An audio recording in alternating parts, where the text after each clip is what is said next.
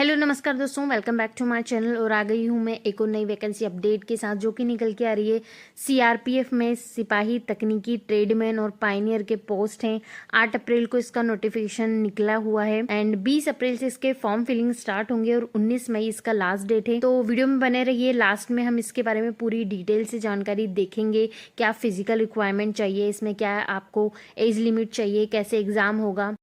Female candidate के लिए काफ़ी अच्छा मौका है, अच्छी खासी वैकेंसी दी गई है। यहाँ पे भर्ती प्रक्रिया बताई गई है कि आपका पहले पीईटी होगा, पीएसटी होगा, फिर सीबीटी टेस्ट होगा। यहाँ पे आपको जिस राज्य और जिस संघ शासित प्रदेश से आप बिलोंग करते हैं ना, वहाँ का मूल निवासी होना चाहिए। आगे हम डिटेल में देखेंगे। और कंप्यूटर आधारित परीक्षा हिंदी इंग्लिश दोनों भाषाओं में ली जाएगी। आपका चयन सीबीटी टेस्ट के आधार पर होगा, मतलब फाइनल मेरिट जो बनेगी वो सीबीटी के आधार पर बनेगी। पीईटी पीएसटी ये सब क्वालिफाई करने के बाद आपका सीबीटी होगा। प्रवेश पत्र ऑनलाइन ही आपको मिलेगा, डाक द्वारा नहीं भेजा जाएगा। वेबसाइट दी हुई है, यहीं से नोटिफिकेशन डाउनलोड कर लीजिएगा। प्रवेश पत्र की 2 रंगीन कॉपी आपको साथ ले जानी होगी परीक्षा देते समय। आप इसकी स्टार्टिंग में ही 4-5 कॉपियाँ निकाल लीजिएगा, बाकी बाद में प्रॉब्लम ना आए ताकि। देन इसके बाद यहाँ पे स्टेट वाइज डिस्ट्रीब्यूशन दिया गया है, किस स्टेट में कितनी वैकेंसी है, किस स्टेट के लिए। ये पुरुष अभ्यर्थी के लिए है। टोटल यहाँ पे 9,000 समथिंग कुछ पोस्ट निकाली गई हैं। रिजर्वेशन भी दिया गया है और काफ़ी अच्छी खासी पोस्ट यहाँ निकाली गई हैं। और महिला अभ्यर्थियों के लिए भी राज्य और संघ शासित प्रदेश में कहाँ कितनी वैकेंसी है उसका डिस्ट्रीब्यूशन दिखाया गया है। आप वीडियो को पॉज करके अपने स्टेट के अकॉर्डिंग देख लीजिएगा कहाँ आपके स्टेट में कितनी वैकेंसी निकाली गई हैं। महिला अभ्यर्थियों के लिए टोटल 79 पोस्ट हैं, अच्छी पोस्ट है। देन यहाँ पे पाइनियर विंग के लिए 20 पोस्ट है टोटल। और यहाँ पे क्लियर दिया गया है कि आपके पास स्थानीय निवास प्रमाण पत्र होना चाहिए।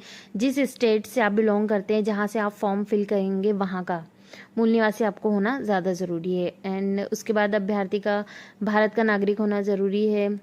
तो जैसा कि ये सेंट्रल गवर्नमेंट जॉब है तो आपका पोस्टिंग ऑल ओवर इंडिया में हो सकता है। आपको सिर्फ फॉर्म भरते टाइम उसका मूल निवासी होना ज़रूरी है। तो यहाँ पे अगर आप शादीशुदा है तो अयोग्यता बताई गई है। देन इसके बाद एज लिमिट देख लेते हैं। सिपाही चालक के लिए एज लिमिट 21 से 27 साल है। सिपाही बाकी के मोटर व्हीकल, मोची, बढ़ाई, दर्जी, इन सब के लिए एज लिमिट देख लेते हैं, 18 से 23 साल है।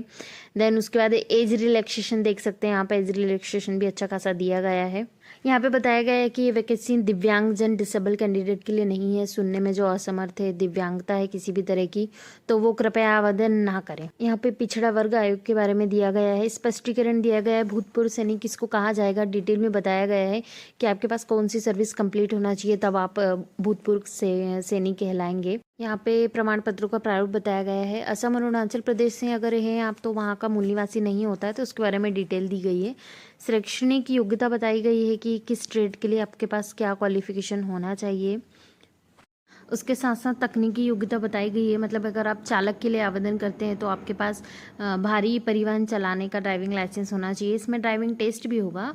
देन उसके बाद मोची के लिए अप्लाई करते हैं तो क्या होना चाहिए, सभी ट्रेड के बताए गए हैं कि क्या क्या आपके पास उसके शैक्षणिक योग्यता के साथ तकनीकी योग्यता आपके पास होना चाहिए, किस चीज़ का प्रमाण पत्र एक्चुअली आपके पास होना चाहिए।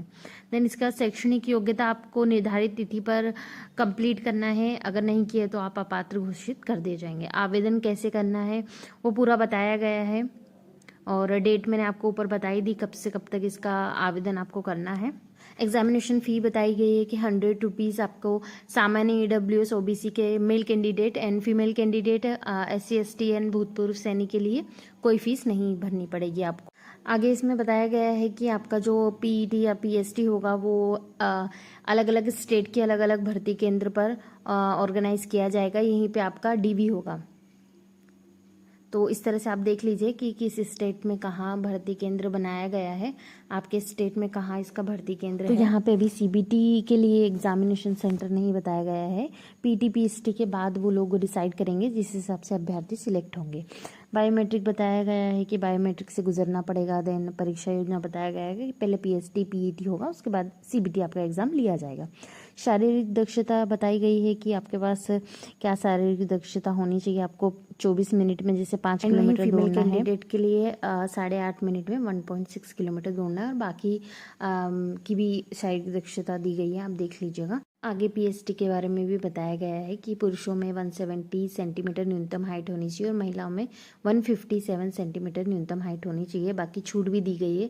यहाँ सीने की माप बताई गई है कि बिना फुलाए 80 सेंटीमीटर, न्यूनतम फैलाव 5 सेंटीमीटर होना चाहिए। एंड वही छूट दी गई है अगर आप कोई ट्राइब से हैं या कोई नॉर्थ ईस्ट के स्टेट से है, महिलाओं के लिए सीने की माप नहीं ली जाएगी। यहाँ दिया गया है वजन भी आपका चिकित्सा अनुसार होना चाहिए, मतलब आप अंडरवेट या ओवरवेट नहीं होना चाहिए। देन इसके बाद आपको सीबीटी के लिए बुलाया जाएगा एंड उसकी एग्ज़ाम होगी वही रीजनिंग 25 क्वेश्चन 25 मार्क्स के, and Hindi English 25 question 25 marks के, मैथ्स और जीके। इसी तरह से 100 नंबर का पेपर होगा। 2 घंटे आपको टाइम दिया जाएगा। 0.25 मतलब 1/4 की यहाँ नेगेटिव मार्किंग भी रखी गई है। एंड इसके बाद वही कंप्यूटर पे आपका सीबीटी होगा। इसी पीडीएफ में डिटेल सिलेबस भी दिया गया है, reasoning, maths, GK, GS and Hindi English का। तो आप इसे देख लीजिएगा वीडियो को पॉज करके। ट्रेड रिलेटेड भी परीक्षा क्या ली जाएगी वो यहाँ पे डिटेल में बताया गया है। 50 अंकों का ये होगा। तो जैसे चालक के लिए ड्राइविंग टेस्ट होगा, ऐसी दर्जी, मोची, बढ़ई, पेंटर, इनके लिए क्या क्या टेस्ट ऑर्गेनाइज किए जाएंगे वो बताया गया है यहाँ पे। आप वीडियो पॉज करके पढ़ लीजिएगा। बहुत 44 पेज का पीडीएफ है। मैं थोड़ा सा डिटेल में बताऊंगी तो वीडियो बहुत लंबा हो जाएगा, तो आप पढ़ लीजिएगा आराम से। दस्तावेज सत्यापन के लिए बताया गया सीबीटी, पीईटी, पीएसटी सबसे गुजरने के बाद आपका वही डीबी होगा और आपको ओरिजिनल के साथ साथ सेल्फ अटेस्टेड फोटोकॉपी लाना पड़ेगा। विस्तृत चिकित्सा जांच बताई गई है कि आपका क्या शारीरिक परीक्षण यहाँ होगा, जैसे कि आपका आई टेस्ट होगा।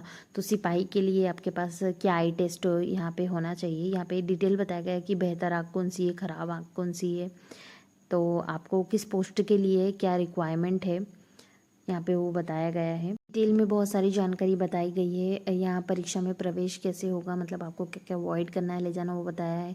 हेल्पलाइन नंबर दिया गया है। चयन परीक्षा कैसे ली जाएगी वो बताया गया है। तो आप आराम से पढ़िएगा इस पीडीएफ को। देन उसके बाद यहाँ पे बताया गया है कि अगर आप किसी तरह से दंडित पाए गए तो आपको कितने कितने साल की सज़ा दी जाएगी।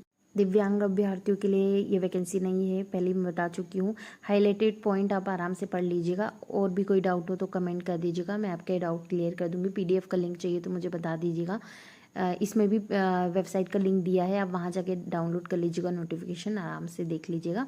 और वीडियो अच्छा लगे तो प्लीज़ लाइक कर दीजिएगा और मेरे चैनल को सब्सक्राइब कर दीजिएगा ताकि आपको ऐसे भी अच्छी अच्छी वीडियो मैं लाती रहूँ। Thank you so much.